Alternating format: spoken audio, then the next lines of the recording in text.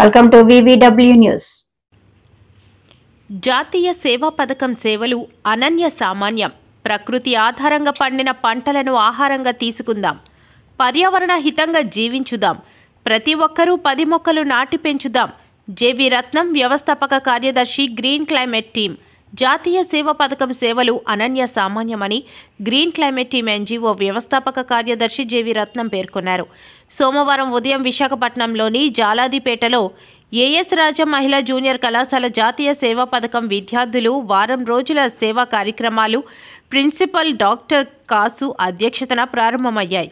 ఈ కార్యక్రమంలో ఆయన మాట్లాడుతూ ప్రకృతి ఆధారంగా పండిన పంటలను ఆహారంగా తీసుకుందామన్నారు.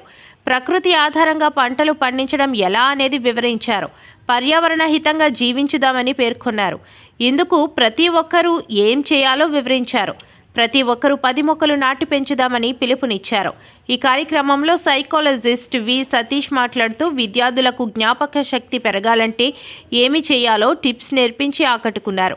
విద్యార్థులు ఉత్సాహంగా, సునాయాసంగా ఏ విధంగా చదువుకోవాలి, ఎంత పెద్ద అంశమైనా ఏ విధంగా గుర్తుంచుకోవాలి వివరించారు. ఈ కార్యక్రమంలో భాగంగా NSS ప్రోగ్రాం ఆఫీసర్లు పి సుశీల, సిహెచ్ స్వాతిల నేతృత్వంలో గ్రీన్ క్లైమేట్ టీమ్ NGO అందించిన తెలుపు, నలుపు వంగ, టమాటా, బాపట్ల మిర్చి, దేశీయ బంతి నారు పంపిణీ చేశారు. అలాగే ఎయిడ్స్ డే సందర్భంగా వీధుల్లో ఊరేగింపు నిర్వహించారు. అలాగే action aid Karnataka projects HRDI Krishnakumari పాల్గొన్నారు.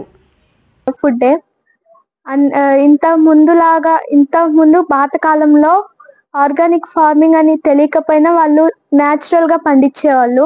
ఇప్పుడు పురుగులు, పక్షులు లేకపోవడం వల్ల మనందరం పెస్టిసైడ్స్ ఫుడ్ ఎక్కువ తింటున్నాము. దానివల్ల మనకే అనారోగ్యం వస్తుంది.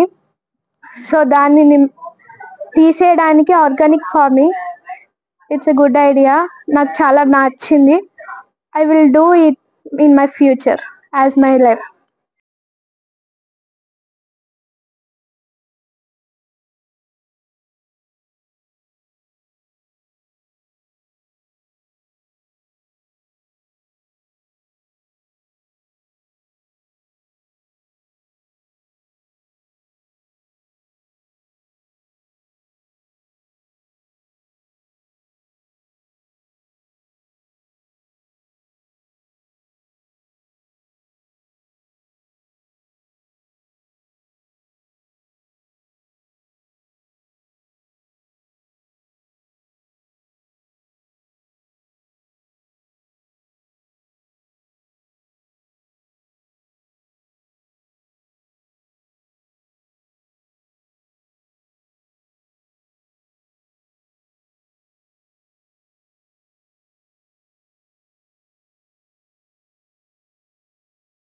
నుంచి ఎన్నో గొప్ప విషయాలు నేర్చుకున్నాము. అందుకు మేము చాలా కారణంగా ఫీల్ అవుతున్నాం. ఎందుకంటే ఈ రోజు రత్నం సార్ గారు ఎన్నో కొత్త విషయాలు నేర్పించారు.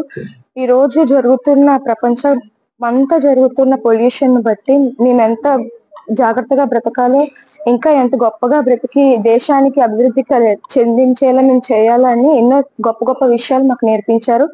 అందులో ఒక విషయమే ఈ రోజు ప్లాంట్స్ అనగా ప్రకృతి ఎంతో కలుషితం అయిపోతుంది. మనిషి చాలా స్వార్థపరంగా ఆలోచించడం వల్ల ఎంతో కాలుష్యం, అది వాటర్ లో కానీ, ప్రకృతిలో కానీ, ప్లాంట్స్ లో కానీ, ప్రతి విధానంలో కూడా పొల్యూషన్ అనేది ఎక్కువైపోతుంది. అప్పుడు దానిని మనం ఆపాలి అంటే, అడ్డగించాలి అంటే ఒకే ఒక మార్గం, మనం ఆక్సిజన్ ని పెంచాలి. అదే విధంగా ఎయిర్ లో ఎటువంటి పొల్యూషన్ లేకుండా చేయాలి. అది కేవలం ప్లాంట్స్ వల్ల సాధ్యమవుతుందని ఈ రోజు నేర్చుకున్నాం. దాని వల్ల ప్రతి ఒక్కరూ ప్లాంట్స్ ని పెంచాలని, మొక్కలను అభివృద్ధి చేయాలని మేము ఎంతో ఆశిస్తున్నాము. అదే మాకు ఈ రోజు నేర్చుకున్న కొత్త పాఠం. అదే విధంగా ప్రకృతిలో ఆ పాఠం నేర్చుకొని దానిని పాటించాలనేది మా ఆలోచన.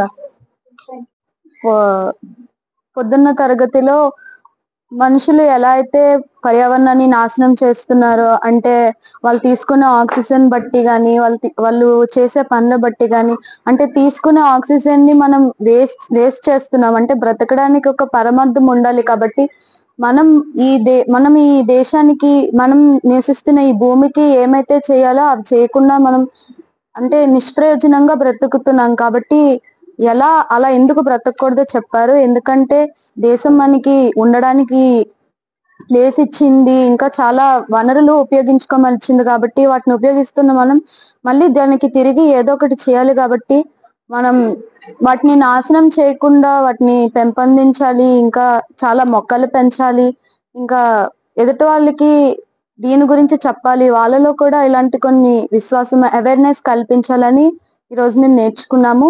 పైగా మనం బయట తింటున్న ఆహారం వల్ల కానీ, మనం పాడు చేసి ఆహారం తినడం వల్ల మన శరీరంలో వచ్చే మార్పుల వల్ల కానీ చాలా అనారోగ్యాలకు గురవుతున్నాం. కాబట్టి ప్రకృతి మనకి ఎలాంటి పూర్వం నుంచి ఎలాంటి ఆరోగ్య స్థితిని కల్పించిందో అలాంటి ఆరోగ్యాన్ని మనం కాపాడుకోవాలి.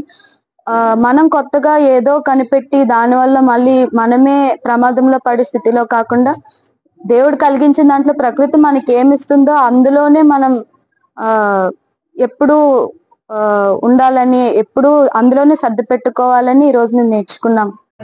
తీసుకురాకూడదు.